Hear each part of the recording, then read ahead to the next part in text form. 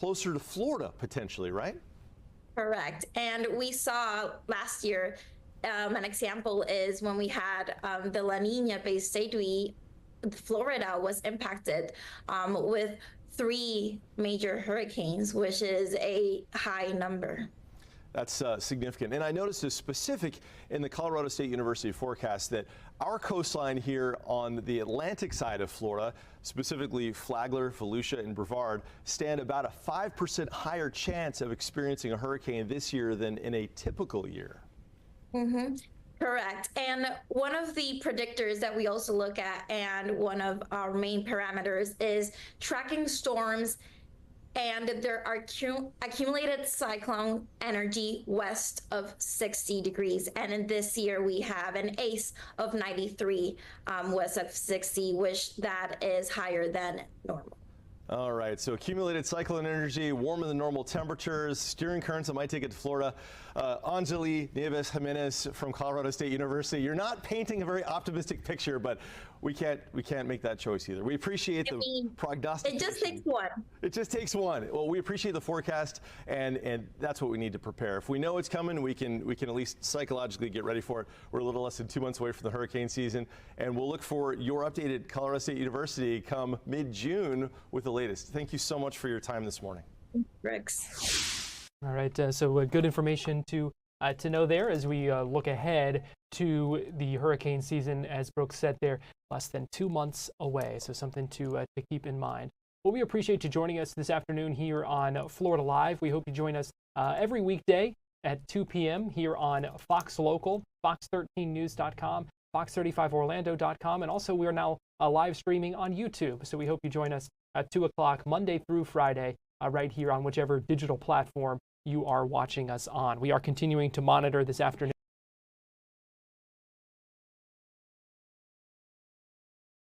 You're watching Fox 35 News Plus, streaming on Fox Local. Well, good afternoon to you and welcome into Fox 35 News Plus. I'm Garrett Wymer, and thanks for joining us on this Friday afternoon live on Fox Local, fox35orlando.com, and also on YouTube.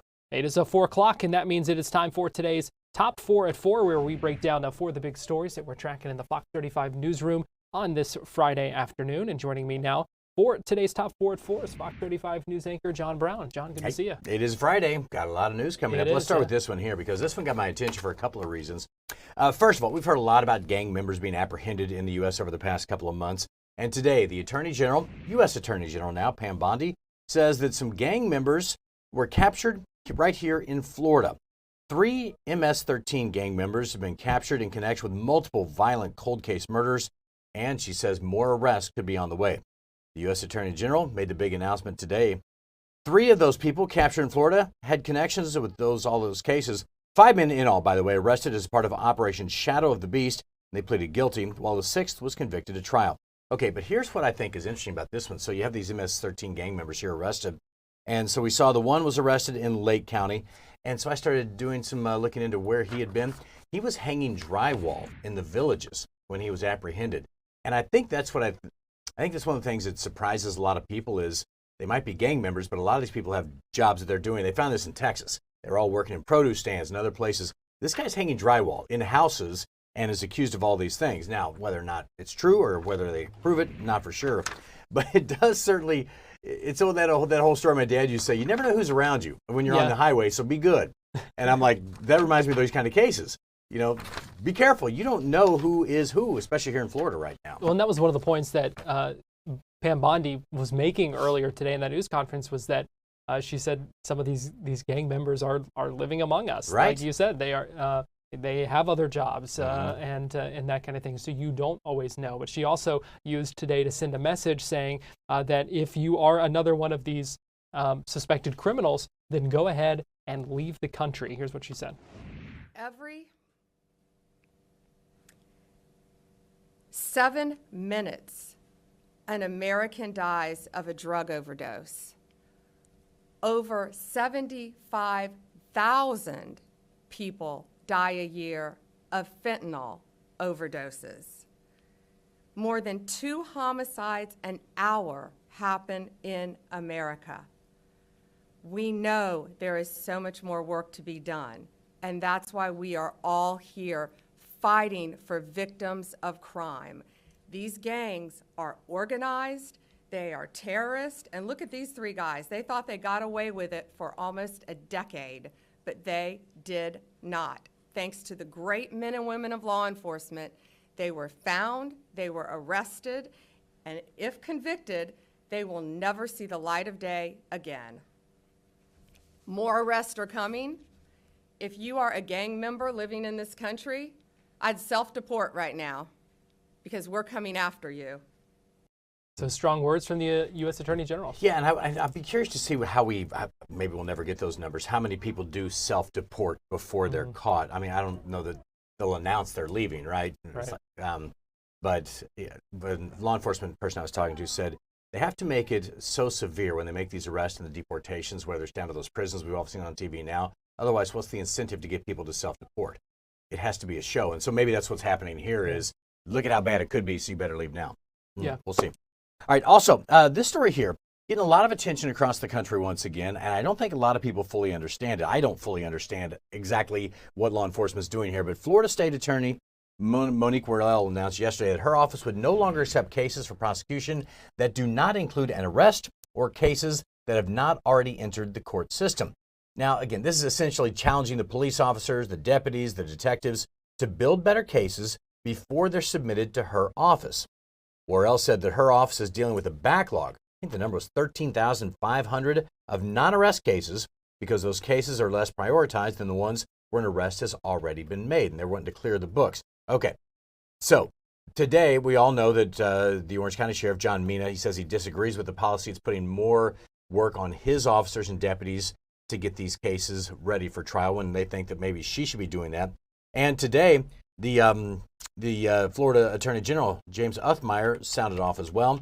And he posted on social media, said, the blanket policies announced by Monique Worrell are contrary to the essential duties of a prosecutor.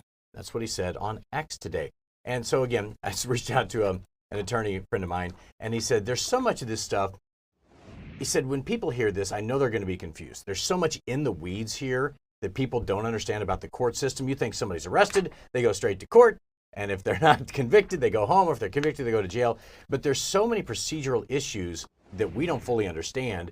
And that's what a lot of this is. You also have politics at play here.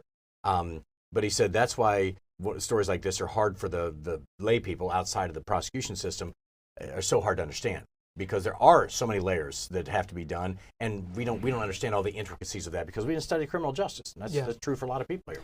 Well, also interesting because we know that in her first term, she was removed from office by the governor for, he said she wasn't tough enough on crime. She was abdicating her duty, wasn't doing what she was supposed to do. So we saw in that tweet from James Uthmeier saying that his office is reviewing her policies and their impact on public safety. And so we talked earlier today with James Copenhaver, who's a former sheriff's detective and investigator, who said that if they don't like what they see as they review this, she has potentially opened herself up to be removed from office again. I truly think with this new Attorney General, he's brand new in the office. He's not new to the administration, but he's new to the AG's office. We certainly know where Governor DeSantis stands on this. And I truly think that the state attorney is going to once again fall victim to her own policies. And I truly look for a letter, number one, from the governor's office and the AG's office. Hey, by the way, you need to reassess this. You need to change the policies. We're pro-arrest on misdemeanors and felonies. And I truly believe that she's setting herself up for another conflict with the governor and could possibly be removed once again. I mean, that would be the high-risk scenario, but I think it's very possible, Garrett, that he would remove her.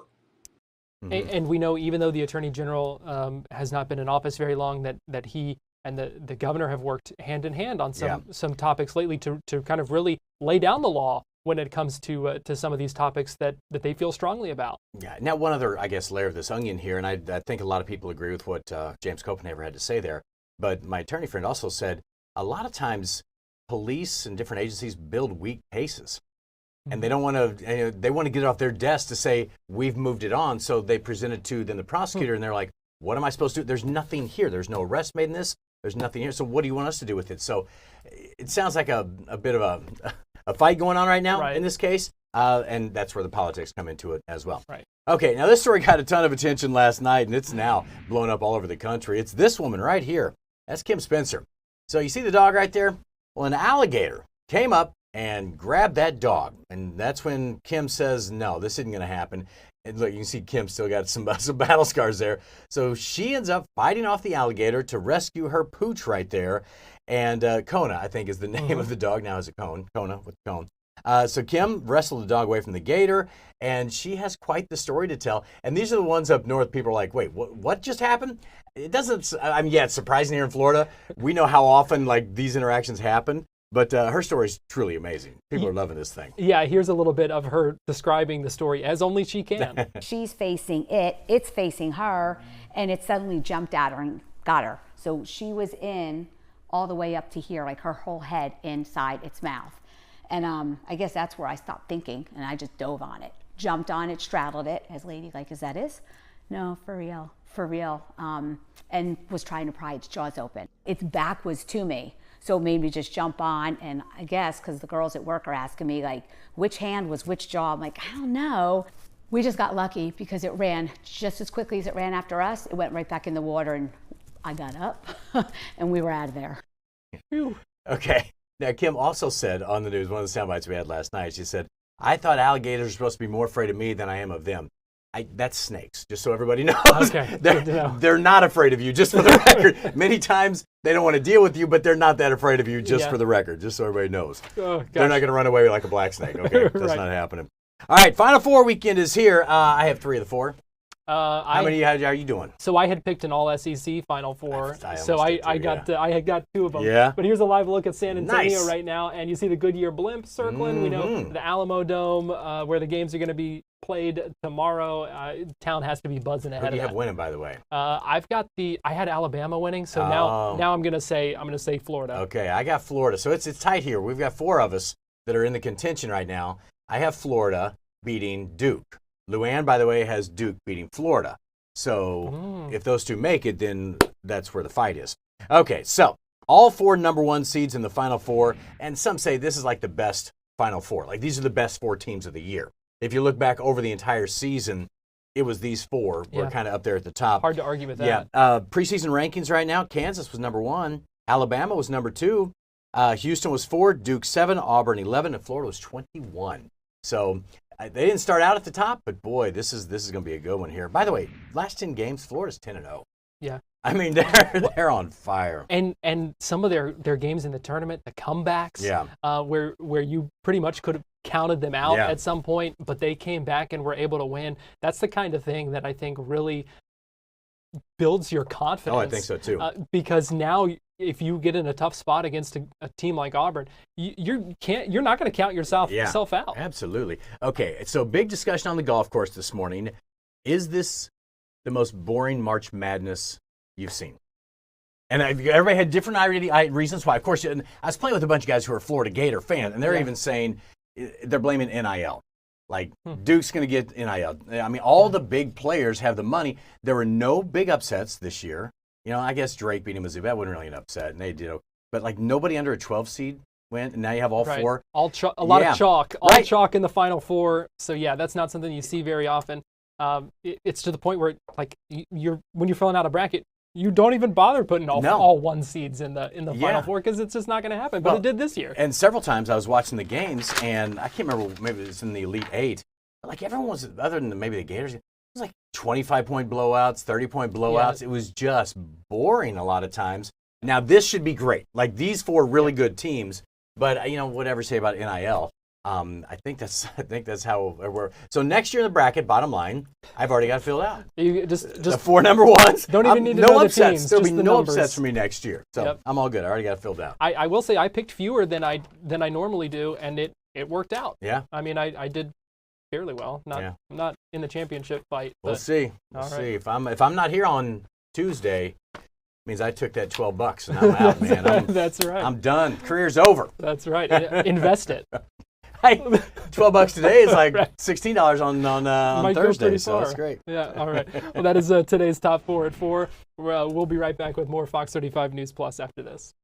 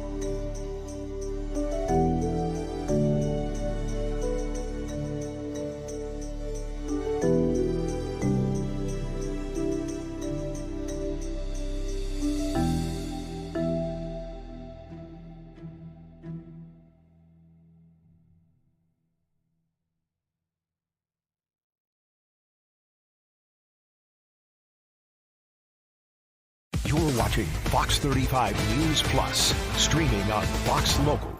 Fox 35 Storm Team meteorologist Laurel Blanchard joins me now. And Laurel, gearing up for that hot and humid weekend. You got a picture of the beach there behind you. Not a bad idea on a weekend like this. Oh yeah, it's going to be a great weekend and beach weekend out there for sure. Hot and humid, those are the two main words of what we're going to be seeing through this entire weekend. Just look at those temperatures throughout the low 90s and even making a run up into the mid 90s as we take a look at your Sunday. So it's going to be hot out there for sure. Definitely getting a taste of summer out there. And even as we take a look of what's just in store for your Saturday, gorgeous sunny skies. It still will be breezy like we've been seeing for the past couple of days, but just look how quickly those temperatures are going to warm up tomorrow morning. Starting off throughout the upper 60s and low 70s right up off the bat, already warming up once again into the upper 80s and low 90s by the time we hit about lunch hour, and then just continuing to warm up from there. But Garrett, you said it's a nice beach weekend, and you absolutely said it right. We're going to be seeing, even for those water conditions, water right now lingering throughout the low 70s, and rip currents not horrible, lingering throughout that moderate stage right there. Wave heights about 2 and 4 feet. So if you are planning on getting in the water, luckily not too dangerous, especially for heading to Daytona. One thing though, if you are heading to the beach, it will be on the breezy side. And again, we've kind of just been seeing that little annoying breeze that just gets your hair in your face for the past couple of days. And we're still going to see that as we take a look ahead through the weekend. So Garrett, if you're planning on heading to the beach, might be a good day for it. You know what? I actually think I might.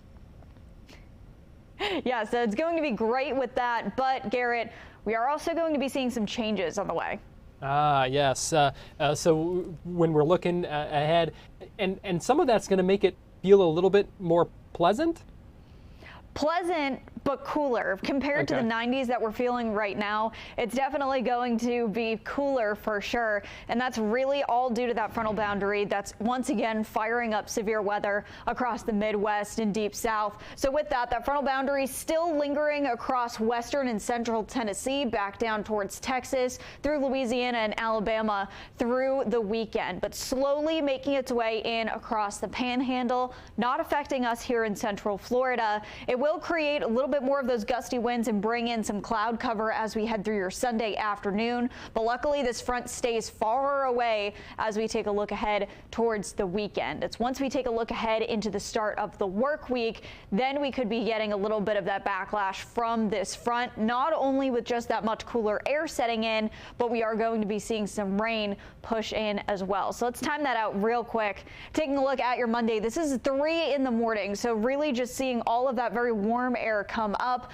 starting to see a few of those scattered showers make their way in across the Panhandle. But even still, this frontal boundary is just going to stall across the Panhandle through your Monday. We are still going to see a couple of very scattered showers pop up along the coastline through your Monday afternoon, but overall Monday looks good. So if you have any outdoor plans, any plans with the family on Monday, things look okay. It's on Tuesday though that we're actually calling for an impact day. So with that, we're going to see that frontal boundary make its way across central Florida, bringing in some thunderstorms, especially across the Gainesville, Alachua County area, Marion County area.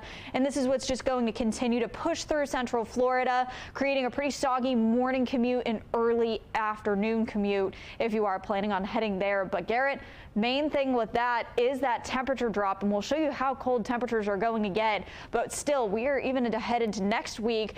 Things are still going to be pretty chilly out there before we slowly start to see another warm up. You know, we went from that those cooler temperatures to straight to summer, it felt like, and so now we're going to get a little more seasonable for a little bit.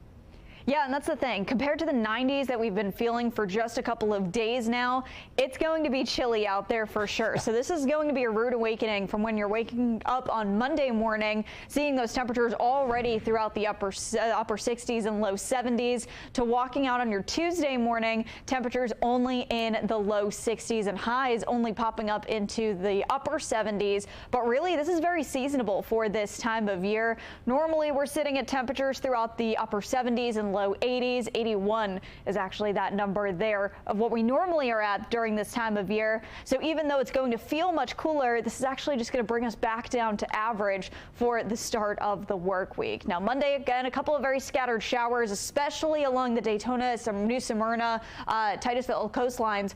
Really just going to see a few very scattered showers and maybe a few thunderstorms there. But then as we take a look more towards the back half of the week, Tuesday, this is where we're seeing that frontal boundary move through, definitely putting a little bit of a damper on that morning commute, and then continuing to warm up, but also see that sunshine back in action as we take a look towards the end of the work week. So overall, nice weekend, but then we're back into spring, taking a look at the start of next week. Gonna need to grab those jackets again after putting them away for a little bit. Oh yeah, for sure. You will need it in the morning, absolutely, especially on Tuesday and Wednesday morning. But then luckily, I think you might need to put a jacket on, especially for Tuesday. Luckily, though, by the end of the week, things should be looking pretty good. All right, Fox 35 Storm Team Meteorologist Laurel Blanchard, we appreciate you joining us. Thanks, Garrett. We're going to take a break, and we'll be right back.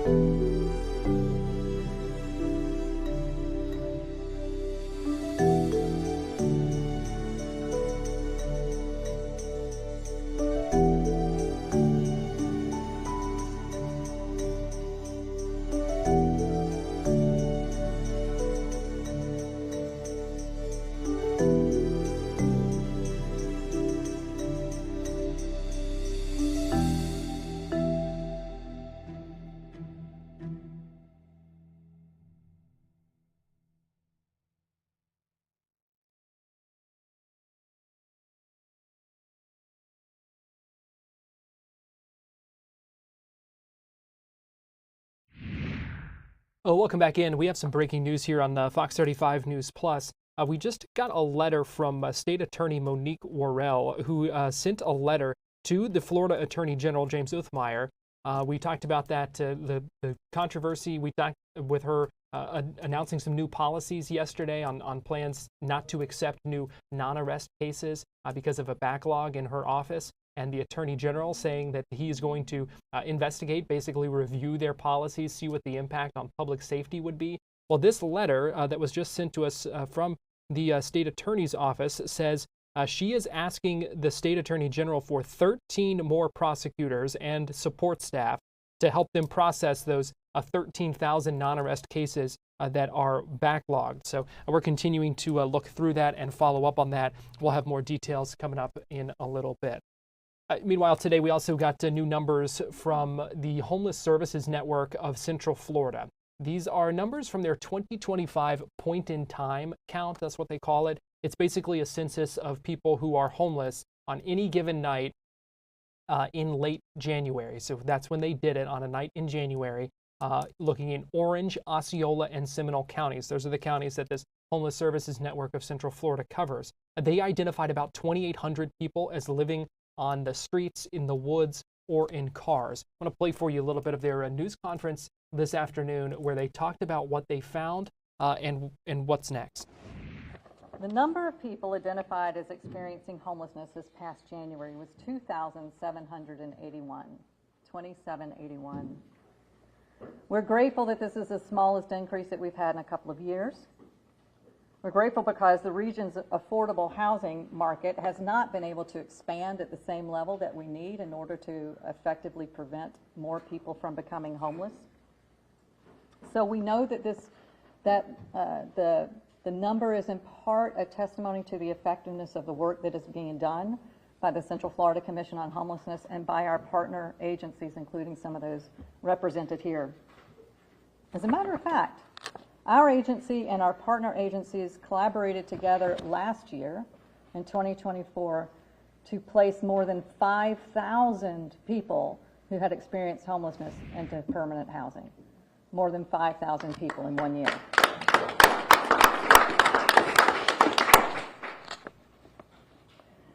It's important to note that the point-in-time count total identifies not only people who are sleeping in shelter, but also those who cannot get into the shelter, who are not in shelter, who are in places that were not designed for sleeping, whether that's outside in encampments, abandoned buildings, etc. But the count, there's some folks that aren't included in the count. That includes people who, for one reason or another, refuse to answer the questions, just don't want to participate in the count. But we've got other profiles of people that we know we are not capturing at the rate we want to, and that includes people experiencing vehicular homelessness, people who are sleeping in their cars. That's a challenge not only for our region, but for communities across the country to adequately capture those numbers. So it doesn't include everybody. But even so, with more than 300 volunteers this past January, we were able to identify 1,090 people who were experiencing unsheltered homelessness, 1,090 who were sleeping outside. This number is actually down a little bit. It's just 4 from last year, but we will take that. May not seem like much to celebrate, but we know that we have an extremely challenging housing market, and that we have a constant influx of people moving to our region.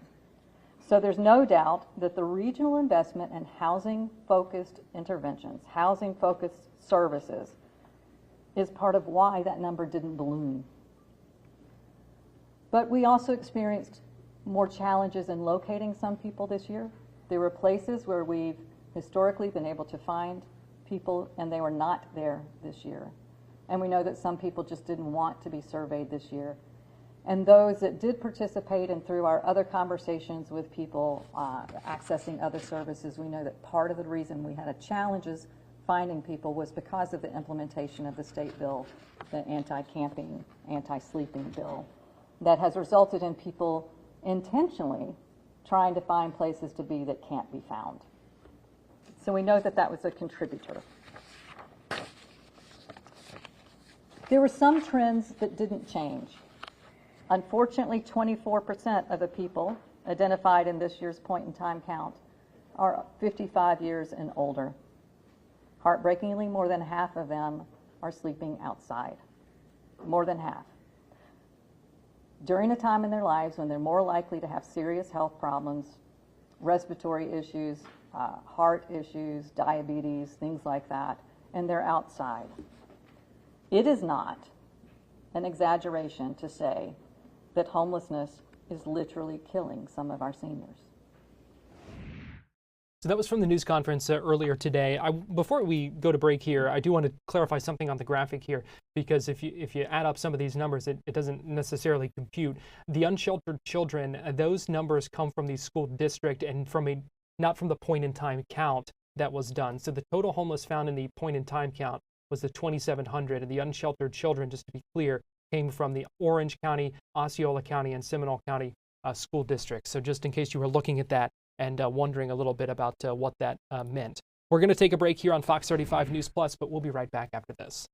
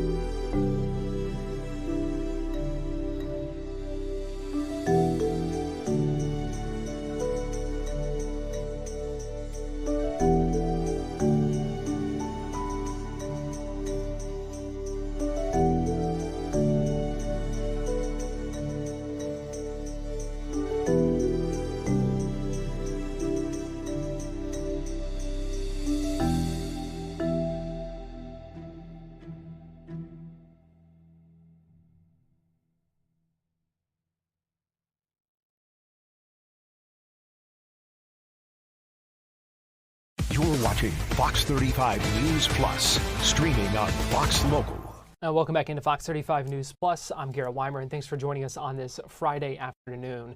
We are continuing to follow up on this deadly crash in Lake County that killed 3 women, injured another, and we know investigators have been looking into this cell phone video, social media video that was posted online and in the moments before that crash. Fox 35's Randy Hildreth has been tracking this story. She joins us live now via Zoom. And Randy, you also had the chance today to speak to family members of one of these women who died, who says they don't want their loved one remembered for how she died, but how she lived. Yeah, and hey, Garrett, this is really just a heavy story, and there are a lot of layers to this story. Obviously, we have the video that FHP has confirmed that it's part of that investigation, and in the video that has really taken off on social media, the women appear to be passing around alcohol in the car and speeding before the crash. And so there has been a lot of conversation about what happened leading up to their death. But as you mentioned, I spoke with Mr. Lee Lewis. He is the father of Kanisha Taisha Lewis, who is one of the women who was killed in this wreck, 32 years old, and really wants, obviously, a conversation about safety, but doesn't want people to, when they think about her legacy and what she meant to people, to only focus on that. She emphasized that she was a funny person who enjoyed having fun, and that she was a mom of 5. And so that a lot of people really cared about her and loved her in that community. And so it has been difficult, he said, for the family to process their grief because of the video in some cases. Now you can imagine why that would be the case. We know the community kind of coming together to support as well, and a vigil planned.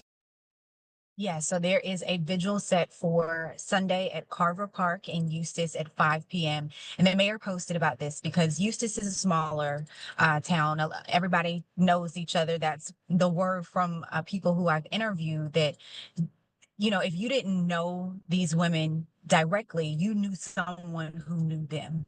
And so a lot of people, it's been a ripple effect throughout this community to lose 3 people so quickly, and a lot of people are hurting by this. So on Sunday, everyone plans to come together to pray for the families whose lives have been changed forever by this, but then also pray for the woman who is in the hospital right now. I did touch base with her mom this morning. She says at this point there's been no change in her status, and so she's holding on to hope that things will continue to progress. When they progress, they'll progress in a positive direction. At the same time, Randy, I know you also spoke with the Claremont police who say this can also be a lesson about seatbelts, because none of the people in this crash were believed to be wearing a seatbelt. Is that correct? Yeah, so the FHP report indicated that all of the women were ejected from the vehicle because they were not wearing a seatbelt. And when I talked to Lieutenant Tara Krasinski with FHP, she mentioned early on this week that, you know, that is a factor in this investigation. And obviously there's some other aspects of this case that they're looking into, as I mentioned, the speed, as I mentioned, the alcohol present in that vehicle. But she also pointed to the fact that no one was wearing a seatbelt. And when these women crashed, they were ejected, and just talked about how tragic that is.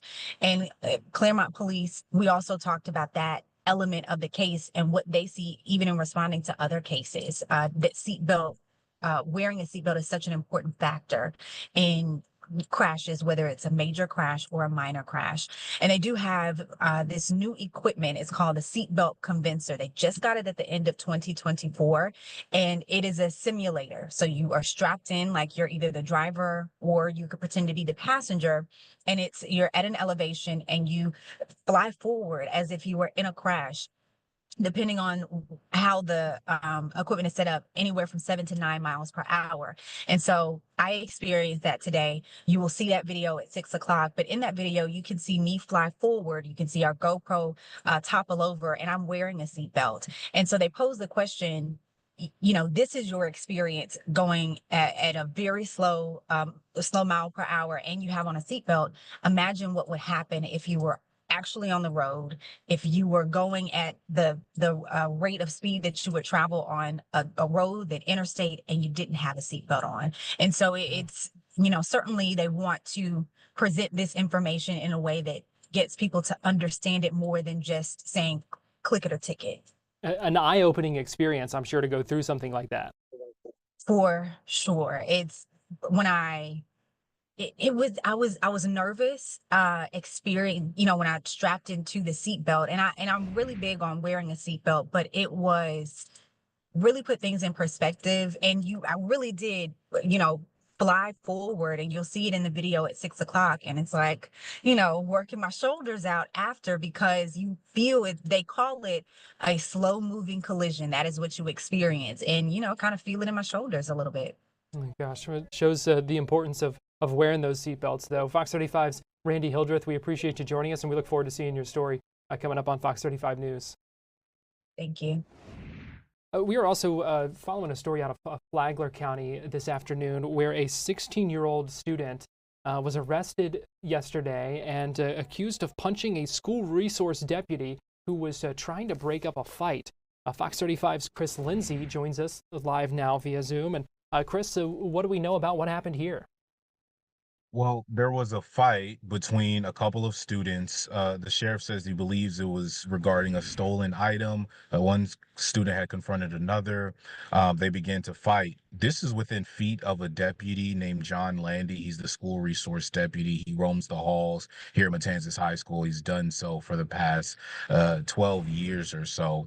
And once he sees this, he jumps in, separates the two. And during that exchange, a student, a 16-year-old, is accused of punching him in the face. At that point, they begin to scuffle. He wrestles the student to the ground and is able to get him in handcuffs. He was arrested and charged with battery of a law enforcement officer for that exchange. So this was just an odd moment for the deputy there, as he's just, carrying out his job.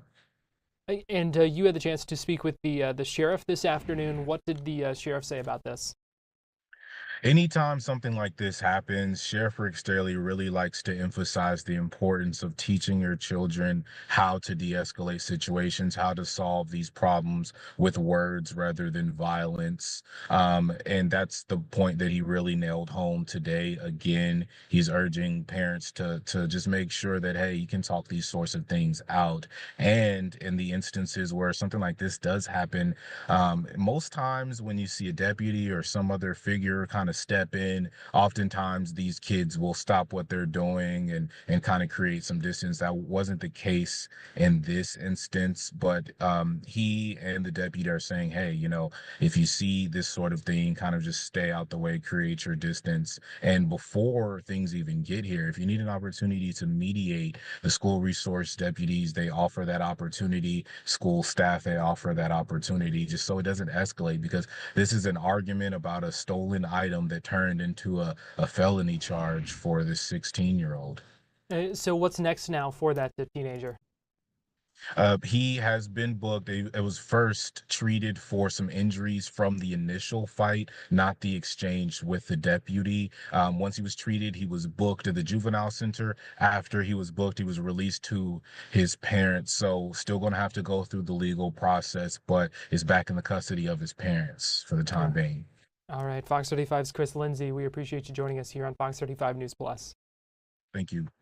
We're going to take a break, and we'll be right back.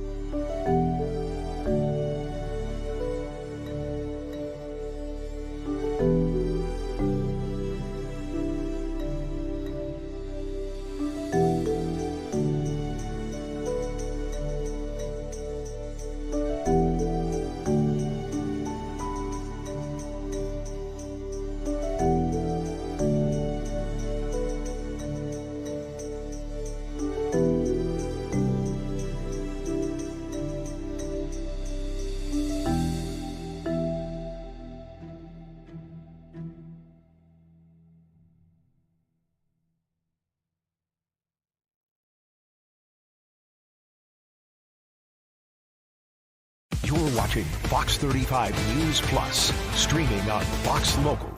A unique experience at Zoo Tampa where you can go face to face, quite literally, with a critically endangered species, the southern white rhino. Earlier today on Florida Live, our streaming show at 2 o'clock that you can watch right here on Fox Local and on YouTube, I had the chance to speak with Mallory Register. She is an animal care professional at Zoo Tampa. She introduced us to some of the rhinos at Zoo Tampa. And we have a couple special guests behind us that are wandering into the Zoom frame here. So introduce us. Thank you. They are always very interested in whatever we're doing. Introduce us to who we have back there. Sure. So behind us, we have 2 of our adult females, and then we have a juvenile. So far on the left, we have Fujo, one of our adult females.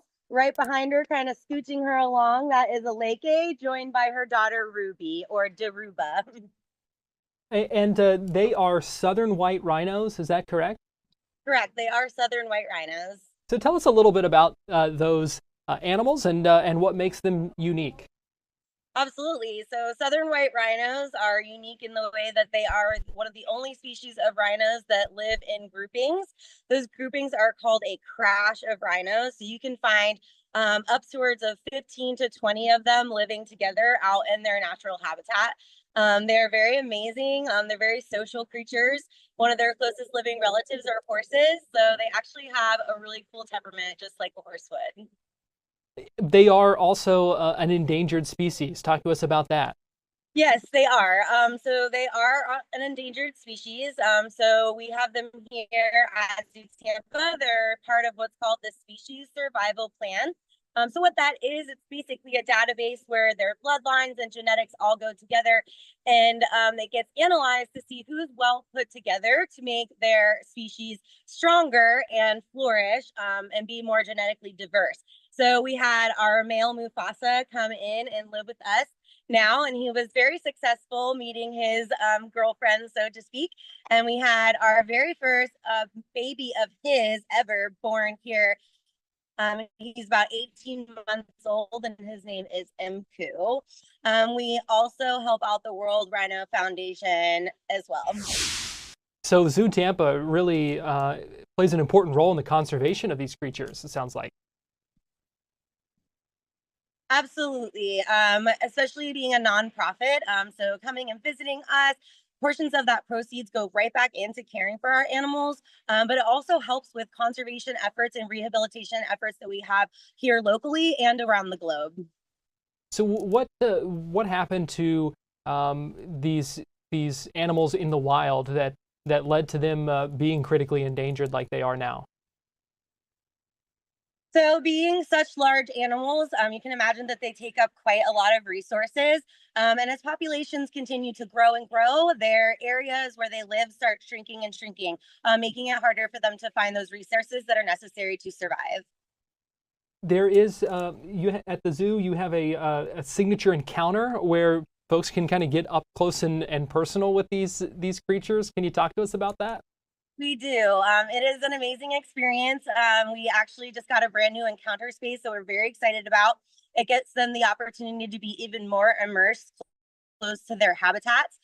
So guests can come and they get to take their pictures with our rhinos, but they don't only get pictures, they actually get to give them scratches. Southern white rhinos seem to be very motivated and reinforced by getting scratches. So our guests are able to come and have that enjoyable experience that not only they enjoy, but also the rhinos enjoy as well. And you said they have great temperaments. Just talk to us a little bit about their kind of personalities. Absolutely. So our rhinos here, they all are very unique from one another, and they will come over and investigate whatever we're doing, even if we don't have any food. Now, with that being said, even though they have great temperaments, they do know us very well. We spend lots of time with them. I would never recommend going up to a rhino that you didn't know or even out in their natural habitat. So I don't think that it would be quite the same thing. But once they do get to know you, they're very friendly and they want to hang out with you and they love to participate. We do everything here as voluntary as possible. So we ask the rhinos which one wants to come and participate with us. And they come and they do that, and they're able to do that voluntarily, and they can walk around and wander as they do that as well. I think that's really cool, Mallory, because you look at rhinos and you wouldn't necessarily think of them as animals with such large personalities like that. Yes, they very quickly became one of my favorite animals because of that. When you're having a bad day, it's very easy to make your day a lot better by coming down and hanging out with these amazing creatures. All right, I won't tell, but which rhino is your favorite? Oh no, you can't do that to me. Honestly, they all do have that very unique, different personalities. Obviously, everyone loves our little baby. He wants to come up and hang out with you all the time. And then we have ones who are our watchers of the groups, or like Miss Fujo back there, you can see in the background, we call her the awesome Aunt Fujo. So she kind of takes on those new babies that are born and teaches them the way. Then we have really cool protectors of the group, like Aleke and Ruby behind us. So each of them have such a really cool and unique thing about them. It's very hard to pick a favorite. All right, that's fair. What's it like taking care of them? What is that like? What all goes into that? So we have very early mornings. It's lots of heavy lifting. It's not the easiest job, but it's extremely rewarding. Each one of the rhinos can go to the bathroom up to 200 to 300 pounds per day. So we're out here cleaning all of that up. We're also feeding them. They can eat just about as much as they output. So we are toting hay bales, hanging up for them throughout the day, just making sure their habitat is clean in general. That sounds like an uphill battle if they are putting out 200 to 300 pounds a day. Yes, it can be sometimes, actually, but we do collect that output, and we do donate it to local farms for organic farming. So it's really rewarding, honestly, to pick it up, because we know that it's going to a place that really needs it. But besides taking care of them and their habitat, it's also really important for us to spend all that great time with them to build those relationships that we have. So our jobs aren't just about cleaning. It's also about training our animals, learning our animals, so we can make sure that they have the best care and welfare possible here at Zoo Tampa. And just bottom line for me, why that work is so important, especially when it comes to a species like the southern white rhino. So, as we see these animals, they are so majestic and so inspiring. A lot of people that come through the doors of a zoo wouldn't normally get to be interacting or see animals like this. So it can help them and inspire them to be stewards for the environment and continue doing all that conservation. A large part of our job is also teaching everybody that comes through our doors. And encounters like the one that we have for our southern white rhinos is a great way for them to literally have that hands-on experience to hopefully go out and do all those great things for conservation and try to save the planet like we are. All right, good stuff there. And where can folks learn more? So you can learn more by going on our website. Under Plan Your Day, they have all the experiences listed out. We have not only just our great southern white rhino experience, we have a wide array of experiences that you can come and you can do here every single day. You can pre-book your experience online, or you can go to guest relations right when you come in the door. All right, then Mallory Register, animal care professional at Zoo Tampa. We appreciate you joining us this afternoon. It's been a lot of fun talking with you and seeing those rhinos. So we appreciate you joining us here on Florida Live. Yes, thank you so much. It was my pleasure. Have a great rest of your day, and come see us here at Zoo Tampa at Lowry Park. We're going to take a break, and we'll be right back.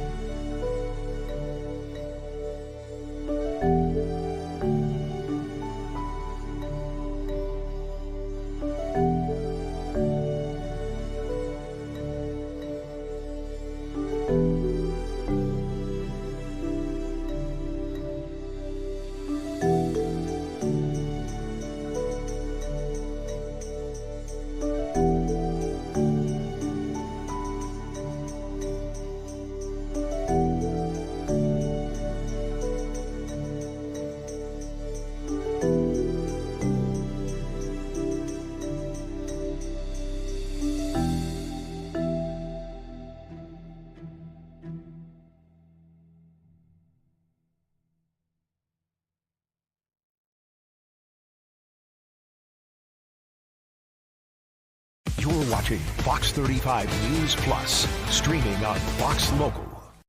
The Goodyear blimp circling once again, just going behind that large building there that you see, flying over San Antonio ahead of tomorrow's Final Four. It's going to be Florida and Auburn and Houston and Duke, with a chance to advance to the national championship game on Monday. So we talked earlier with Kevin Brockway, the Florida Gators beat reporter, about the keys for the Gators. We also heard today from Todd Golden, the head coach of the Florida basketball team, who addressed the media ahead of the game tomorrow. You know, the way I try to describe it is, I think from a macro perspective, like we try to view everything we do through an analytical lens, you know, so what I mean by that is, you know, just gathering as much data as we possibly can on whatever decision it is that we're trying to make, and then letting those, you know, that data kind of point us in the right direction. So, you know, I would say there's specific instances in different parts of our program that I could point to, whether it's recruiting, whether it's, you know, in-game management, whether it's scheduling. That would probably take me a lot longer to explain. But big picture-wise, again, just kind of like trying to view everything through an analytical lens. You know, there's obviously times where we use a human element as well, you know, to decision make. But you know, we know we're not perfect, and we know we're human, and so we want to give ourselves as much data and information as we can before we make decisions. So, you know, specific, you know, the instance against Texas Tech, the fouling at the end of the game, you know, I think that's something that's a little unique and that a lot of teams wouldn't do or wouldn't think to do. So that's just one example, but it's really more of a macro perspective. Yeah, I think continuity is incredibly important, you know, and we were finally in a position after our second year where we had a lot of really talented players in our program that we felt like we could build around them. You know, that was not the case after year one. Year one, it was more about just trying to get an influx of talent into the program so we can compete in the best conference in America, which we were able to do. And then because we were able to bring in really talented young guys, you know, specifically Alex and Tommy and Denzel, you know, as guys that have grown within our program, and then specifically Walt and Will in the portal the year before, you know, we felt like those five were great to build around. And the way that we hope to do it, obviously last year we were able to, hopefully moving forward, is retaining the key players in our program. We have about, you know, even more than last year that we're going to do everything we can to retain and then kind of fill in the gaps around that.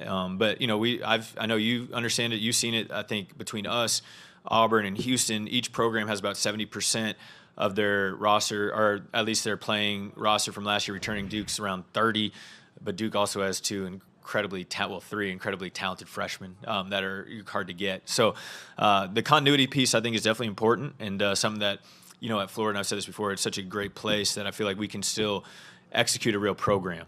And my hope is that we'll be able to do it with the same guys next year as well. Just good proof of concept and growth for our program. You know, we had a disappointing end to last season, but it was a really good year. We made it to the SEC Tournament Championship game, lost to a great Auburn team, you know, get back to the NCAA Tournament, lose arguably the most exciting game in the first round of the NCAA Tournament, you know, 102-100 without Micah, you know, after we lost him to a really tough injury. And so we had a sour taste in our mouth at the end of the year, but we weren't disappointed about where our program was. And, you know, so talking about, you know, answering Evan's question about make sure we kept those guys that we knew embodied what we wanted our program to be about, and then making sure we added the right pieces, which we certainly did. And, you know, did we necessarily expect Final Four this year? Like, I think that's probably like a hard expectation on a year-to-year basis. But we definitely believed in what we were doing and who we had in our program, both from a player and staff perspective, that this group had a chance to do something special. And so, we have another opportunity tomorrow, to see if we can get one step further. But I think it's just a great example of what we believe in working, and just seeing how far we can take it this year. So tip-off tomorrow night, 6:09 p.m. for the Gators and the Tigers, and then after that, 8:49 p.m. roughly. That is going to be the Cougars and the Blue Devils to see who, hopefully, the Florida Gators will be taking on in the national championship game. So we will see the men's Final Four tomorrow night from the Alamo Dome in San Antonio. It's exciting for them to make it their 6th Final Four appearance, looking for their 3rd national championship. That's going to do it for us here on Fox 35 News Plus. We appreciate you joining us today, and we hope you join us every day. We're here weekdays at 11 a.m., 2 p.m., and 4 p.m. with Fox 35 News Plus and with Florida Live. So for now, we're going to go ahead and get ready to send things out to Studio A for the start of Fox 35 News at 5, which you can watch on Fox Local. Going to let you know, Fox 35's Esther Bauer has a story of some small businesses in Titusville taking a big hit after a string of break-ins. She will have those details and some surveillance video as well coming up in her story on Fox 35 News at 5. We'll also check in with Chris, who will have the latest on the school resource deputy who was attacked. Randy going to have continue to follow up on this fatal crash in Lake County. A lot of other things as well. So if you're watching on Fox Local, keep it right here for the start of Fox 35 News at 5. John and Luann getting ready for that newscast, which begins in just seconds right here on Fox Local. Have a great rest of your Friday. Have a great weekend, and we will see you right back here on Monday at 11 a.m. with more Fox 35 News Plus.